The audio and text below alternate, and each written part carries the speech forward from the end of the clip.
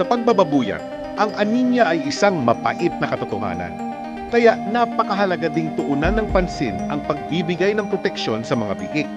Tulad ng pagbibigay ng wastong suplemento na nagpapalusog at nagpapabilis sa kanilang paglaki. Suplementong tulad ng iron. Ito ay mahalagang mineral na kailangan para sa pag-uunang dugo at normal na paglaki ng mga biik.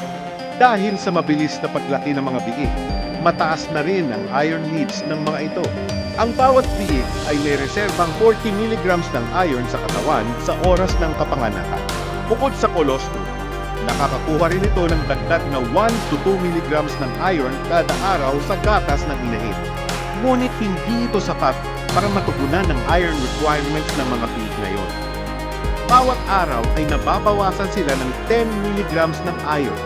Kaya pagdating ng day 3, kailangan suplementohan sila ng iron bago maging anemic. Pero di lang basta-basta iron, dapat Jectran Premium with Zinc. Turukan ng Jectran Premium sa day 3 ang biik. Ang pagturok ng 1 ml ng iron supplement sa day 3 ay sapat lang para tugunan ang iron needs ng biik sa loob ng 10 days. Kaya't para masiguro ang kalusugan ng biik, magturok muli ng Jectran Premium sa day 14. Ito ay kailangan para tugunan ang mataas na iron needs ng biik para sa wastong paglaki at kontra anemia. At dahil Jectran Premium lang ang may zinc, pinalalakas pa nito ang resistensya laban sa sakit. Iwas anemia na, nagpapalakas pa ng resistensya.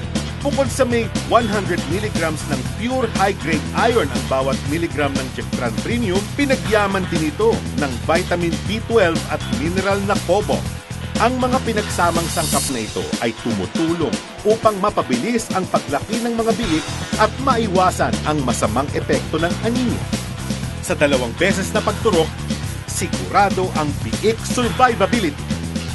Sa Jectran Premium with Zinc, tataas ang porsyento ng mga biik na magsusurvive.